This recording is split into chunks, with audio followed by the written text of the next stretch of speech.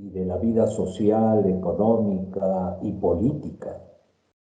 Por eso podemos afirmar que la pandemia es una pandemia, yo diría, integral, que tenemos que verlo desde un punto de vista fundamentalmente de curar al país. Curar de la enfermedad de la desconfianza. Nadie cree en nadie. Cada uno tiene recetas, pero nadie piensa en el país en su conjunto. Por otro lado, yo quiero afirmar que de la crisis grave que estamos viviendo en este momento de la historia del Perú, es una crisis que está indicando la posibilidad de un proyecto de fraternidad y amistad social en nuestro Perú hoy. La carencia de un proyecto país hace que la política, la economía, vaya respondiendo a las cuestiones inmediatas y no tengamos un motivo que movilice a todos a buscar juntos aquello que nos beneficia a todos, al bien común. Por eso pienso que ante la situación de desconfianza y corrupción generalizada que vivimos en el país, tenemos que hacer todos muy conscientes que somos llamados a vivir en unidad como familia y también de promover una esperanza activa. Esto implica decir sí a lo que es verdadero y justo para realizar juntos el bien común y no a la mentira que nos estamos acostumbrando, una mentira que es la verdad a medias, el gobierno del pueblo, por ejemplo, o la solidaridad democrática en teoría, que en la práctica vivimos pues una polarización y nos lleva a una mayor corrupción y enfrentamiento social. ¿Qué definiría usted por esta esperanza activa que es necesaria poder tener como ciudadanos? Es que la esperanza activa, la considero que no es cruzarse de brazos.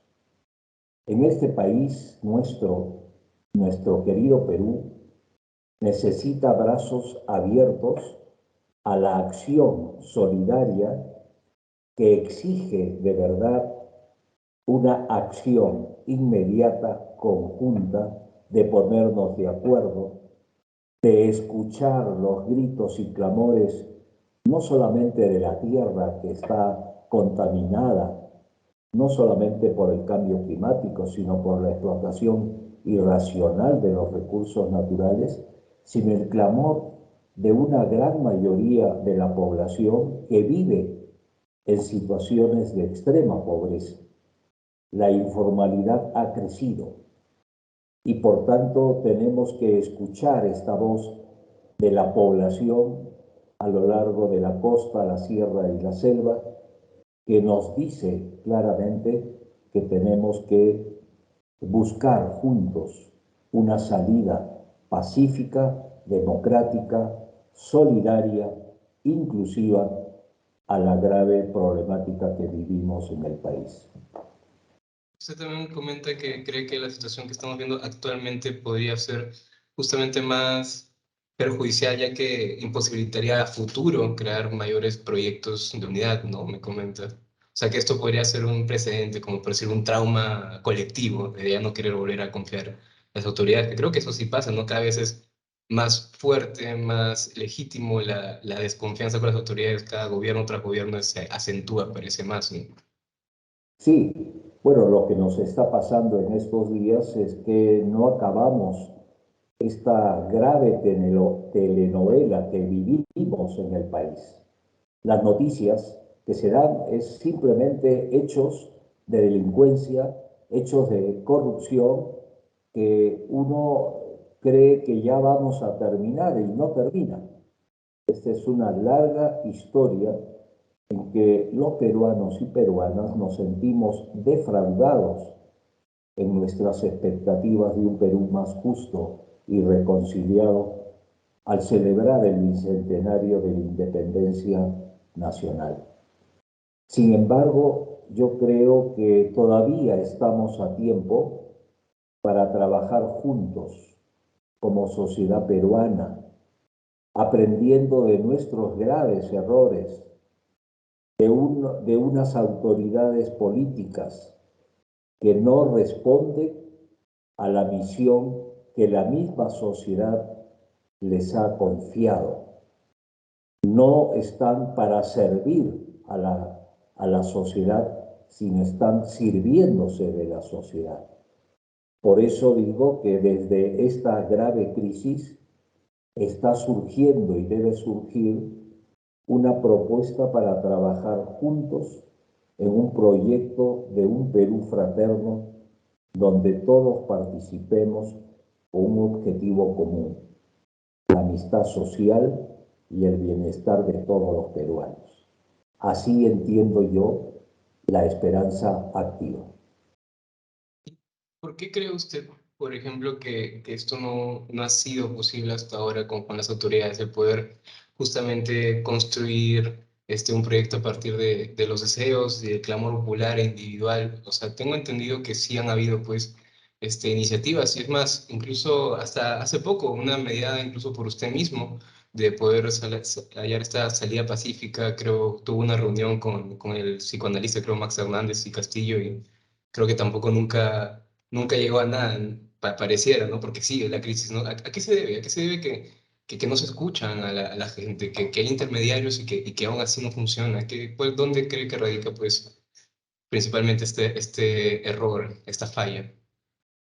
En realidad hace referencia a una experiencia de diálogo personal que tuve con el presidente Castillo y que fueron dos testigos muy importantes. Uno de ellos era el psiquiatra, el doctor Max Hernández, secretario ejecutivo del Acuerdo Nacional, y el embajador Óscar Maurtua, que fue su ministro de Relaciones Exteriores. Eso fue en abril pasado, porque veíamos que ya el Perú no tenía un rumbo solidario, fraterno, pero no caímos en la cuenta que no había una palabra y una firme convicción de buscar el bien común del país. Más aún, en, en mayo del 2021, recordará que tuvimos una experiencia inédita de la juramentación de una proclama democrática que tanto la señora Keiko Fujimori como también Pedro Castillo hicieron un juramento solemne. Nunca antes había dado.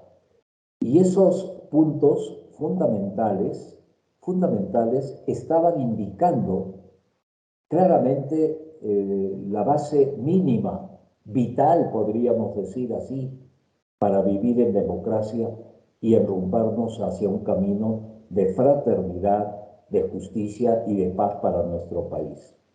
¿Por qué no se ha dado ese paso? Es una pregunta fundamental.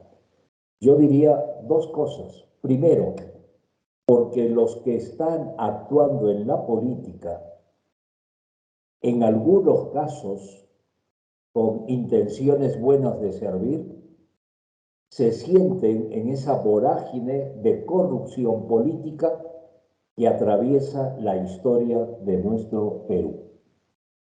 Por tanto, ya hay un ADN, podríamos decir así, de corrupción, que todos lo tenemos en nuestro corazón. Pero también tenemos otro ADN que hace surgir las ideas de independencia, de libertad, de justicia, de fraternidad, de aceptar la unidad en las diferencias culturales, sociales, biológicas que somos los peruanos. Somos de todas las sangres, decía Arguedas. Y esto creo que es un ADN del Perú, pero que hemos dejado que esta maldad enquistada en el corazón de la persona supere, aparentemente venza, aquellas cosas que son buenas en el Perú y que estamos decididos a hacerlas resucitar para poder decir que el Perú quiere un proyecto de justicia y de paz que todos deseamos. Por otro lado, aquí hay algo que es muy importante decirlo. La sociedad civil en este sistema democrático no ha tenido los elementos para una vigilancia cívica.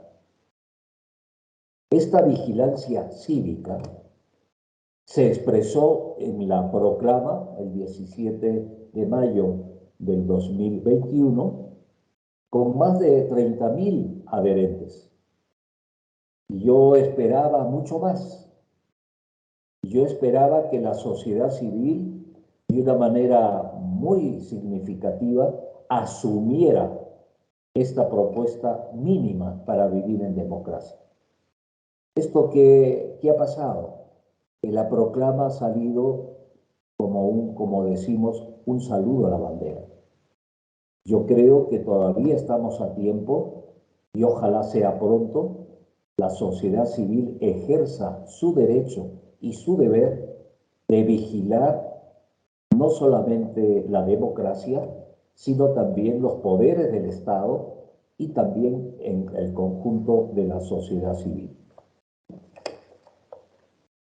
Entonces, ¿usted piensa que un poco lo que se debe, bueno, pues la crisis que estamos actualmente es que casi quien se vaya a sentar ahí en el palacio, algo le va a caer, algo le va a influir, algo lo va a meter en este centro gravitatorio de corrupción, por decirlo de una forma? Sí, pero también tenemos que decir que en el Perú no hay auténticos partidos políticos. Son partidos que cambian de nombre, que tienen intereses subalternos, que tienen una ideología y una ideología que no responde a una propuesta del bien común para el país.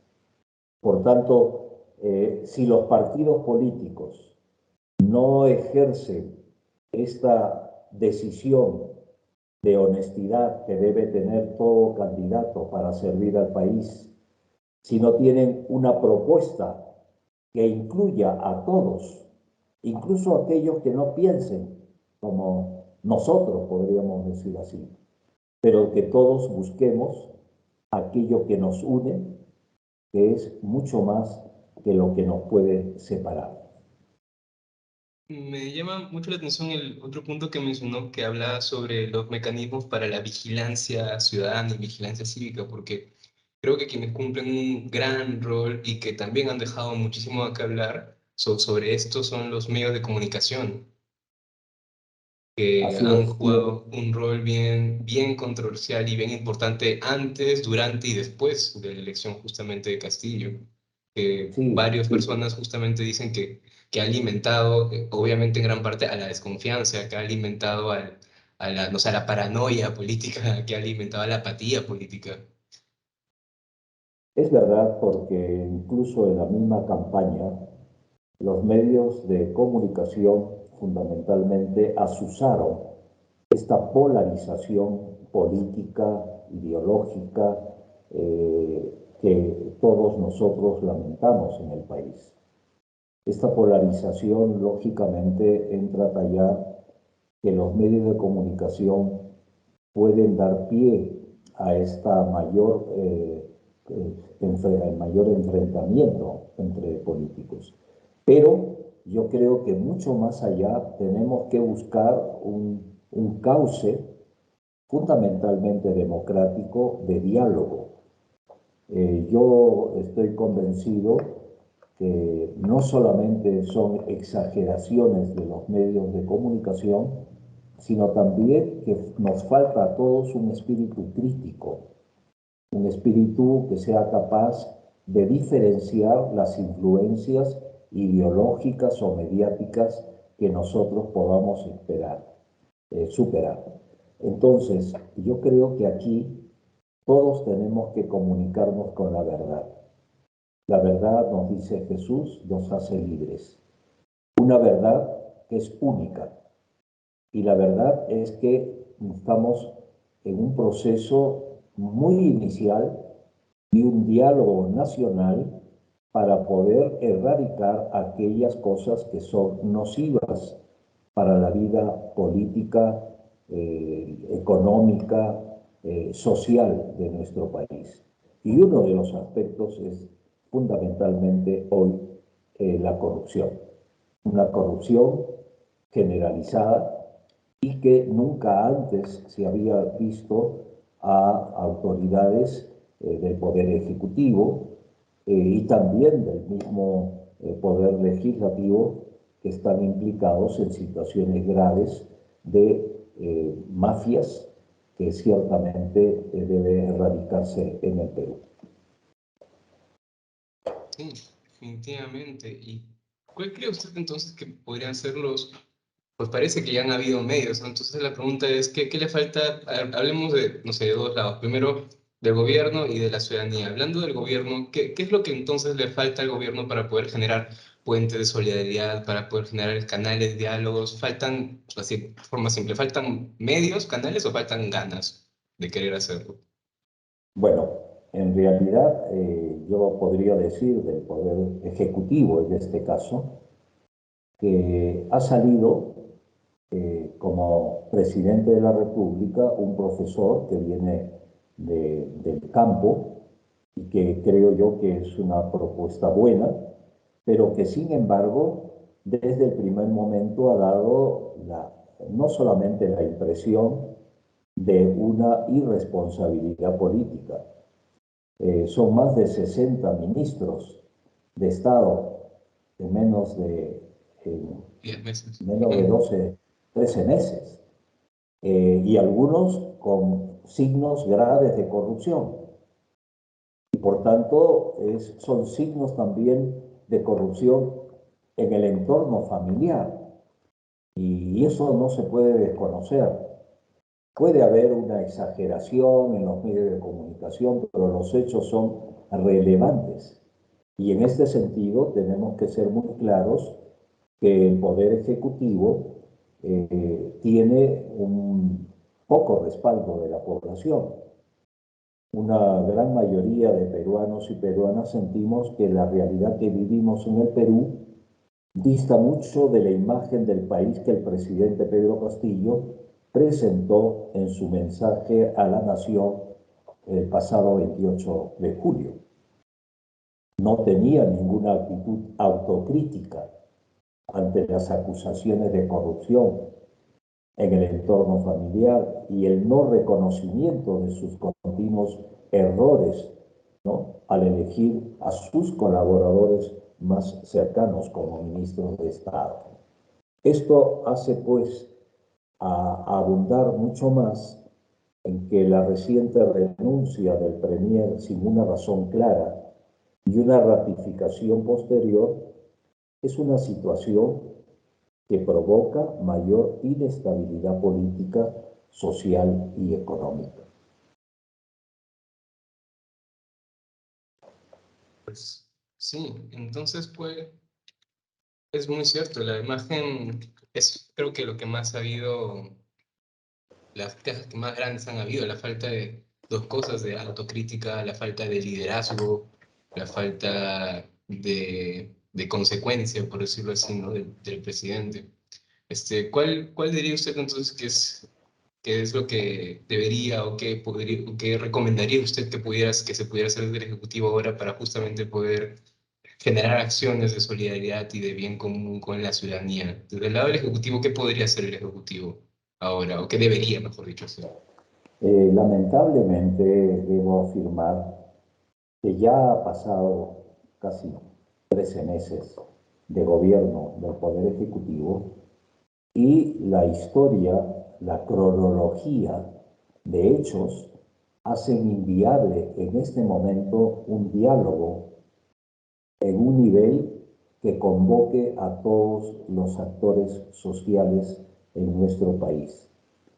Porque Sin ya se ha intentado. embargo, sin embargo, yo estoy convencido que no debe salir del Poder Ejecutivo ni del Poder Legislativo esta propuesta, sino de una sociedad civil que busque a través del diálogo eh, la verdad y la mejor manera de vivir en este proyecto país que estamos hablando. Por eso este tiempo de crisis es propicio también para unir a toda la familia peruana. Y aquí quiero recordar un texto del Papa Francisco en la encíclica social Fratelli Tutti, en que dice, en el capítulo quinto precisamente, que habla de la mejor política, ante estas formas mezquinas e inmediatistas de política, recuerdo que la grandeza política se muestra cuando en momentos difíciles se obra por grandes principios y pensando en el bien común a largo plazo. Al poder político, dice el Papa Francisco, le cuesta mucho asumir este deber en un proyecto de nación y más aún en un proyecto común para la humanidad presente y futura. En consecuencia, yo quisiera reafirmar que es la hora de toma de decisiones valientes, eficaces, pacíficas, para tener pronto un proyecto país que nos una como familia peruana y pueda orientar los procesos a seguir en el corto y mediano plazo. No podemos seguir sin un rumbo claro y definido. Y me comenta en todo caso, usted propone que ese rumbo claro y definido no vendría, o no puede, mejor dicho, ya venir desde el gobierno, sino vendría desde abajo, desde la misma sociedad civil, el poder seleccionar cuál es ese rumbo claro y pues de abajo llevarlo hacia arriba, ¿no? Y no al revés. Así es. Y la razón fundamental es que el poder está en la sociedad civil. La sociedad civil es la que ejerce su derecho de elegir a las autoridades y de exigirle a esas autoridades para que respondan a las expectativas ideales de la nación. Y cuando no se cumple, es la sociedad civil la que debe retomar ese derecho y ese deber de señalar el rumbo que quiere seguir en los próximos tiempos. Entonces, ¿usted cree que ahorita desde el gobierno pues no puede hacer nada más que tratar de escuchar ahora, básicamente, tratar de escuchar y tratar mm, de recoger distintas propuestas? Eso es lo que, Eh, básicamente. yo creo que es eso, igual pasa con el poder no solamente ejecutivo, sino también legislativo. Tienen que Y, escuchar a la población. y desde la población, por ejemplo, ya no hablando qué es lo que debe hacer el gobierno, sino qué es lo que, por ejemplo, deberíamos ahora todos tratar de hacer como población, qué mecanismos podemos gestionar o usar para poder entre nosotros mismos, entre las distintas pues, sectores sociales y grupos sociales que hay, qué deberíamos empezar a mover para poder empezar a generar puentes y canales de diálogos. Bueno, de hecho ya la sociedad civil está moviéndose, ¿no? Hay diversos grupos que están viendo que el Perú necesita una comunión entre todos, una comunión que exija transparencia, honestidad en todos aquellos que realmente quieran decir una palabra con respecto a la realidad que vivimos. En este sentido, creo yo que es el momento de invocar a la sociedad civil que ejerza su derecho para hacer una propuesta ciudadana, para exigir a los poderes del Estado a que cumplan la misión a la cual la misma sociedad los ha elegido. La auténtica democracia tiene que ser cauce de fraternidad y de justicia que todos los peruanos y peruanas deseamos. ¿Cómo podríamos en los momentos actuales, en el contexto actual, o qué significaría en el contexto actual para pues, los creyentes, incluso también para los jesuitas, para la iglesia, qué significaría actualmente ser un buen cristiano en estos contextos que se requiere de tanto? Bueno, todo cristiano, todo aquel que profesa la fe en Jesús, tiene que darse cuenta que tiene un deber de cumplir con su ser ciudadano, ¿no?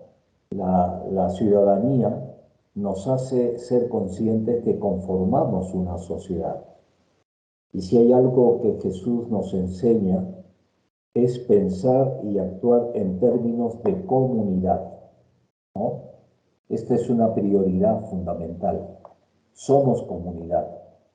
Tenemos que aceptarnos unos a otros para poder realmente poner como prioridad fundamental la vida de todos aquellos que conforman esa comunidad y que no debemos tener una actitud de apropiación de los bienes por parte de algunos en desmedro también de una gran mayoría.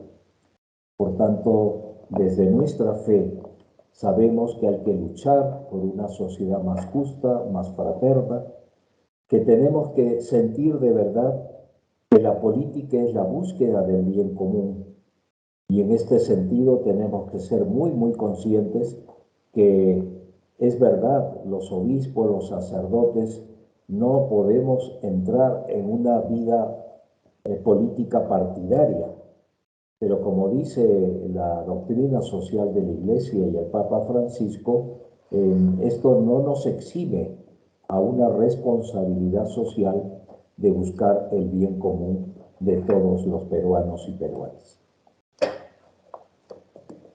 Yo creía que, mejor dicho, o sea, yo incluso opino muchas veces que este mensaje que muchas personas allegadas a los sectores religiosos, como puede ser usted, como puede ser el cardenal Carlos, incluso también como puede haber sido Esteban Barén, ¿usted cree que estos mensajes de no violencia, de paz, de solución de conflictos, de fraternidad, calan, pasan ya a lo religioso? O sea, que es un mensaje que puede llegar a gente hasta no religiosa y que No, justamente... eso sí. Sí, en realidad, como ya citaba pues al Papa Francisco, decíamos que la política mejor es que en tiempos difíciles todos nos asumamos principios y valores fundamentales para la vida social. La defensa de la vida, el respeto de las personas humanas, el respeto a sus derechos, pero también los deberes que eso consigue. Estos principios y valores van mucho más allá de la misión evangelizadora de la Iglesia. Aquí está, yo diría, la clave, cómo unir a toda una población con principios claros, valores que todos asumamos como compromiso fundamental por el bien del país. Sí, yo también opino lo mismo. Como para ya cerrar, ¿cuál sería el último mensaje que le daría a todas las personas que como nosotros, como todos, como el ciudadano a pie, que busca y desea justamente un proyecto país unificador, solidario? ¿Qué mensaje le daría a estas personas? ¿Qué pueden hacer ellos? ¿Qué podemos hacer nosotros en nuestro día a día para poder cultivar un poco más esto? En primer lugar, yo diría un mensaje fundamental a los jóvenes que tienen sueños por un país cada vez mejor, ¿no? Son los jóvenes los que de alguna manera son signo de esperanza y esto lo demostraron con esta marcha que hicieron en unión, no como un partido, sino los jóvenes ayudaron al país a mantener viva la esperanza.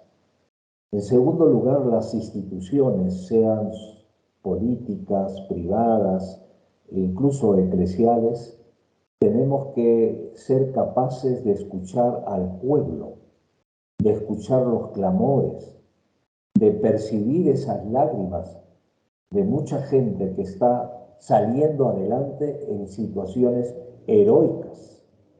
La informalidad está expresando un país que no se resigna a morir, que no se resigna con el hambre, que no se resigna también ante estas consecuencias de corrupción y todas las pandemias sociales que todavía percibimos que afectan gravemente a los pobres. Y yo reafirmo mi esperanza de un Perú cada vez más unido y que desde esta crisis, que como dice el Papa Francisco, de toda crisis no salimos igual, o salimos peores o salimos mejores. Y yo estoy convencido que el Perú tiene esos recursos morales, éticos y sobre todo de fe en Dios que todos nosotros aseguramos de que estamos buscando ese camino nuevo que todos deseamos.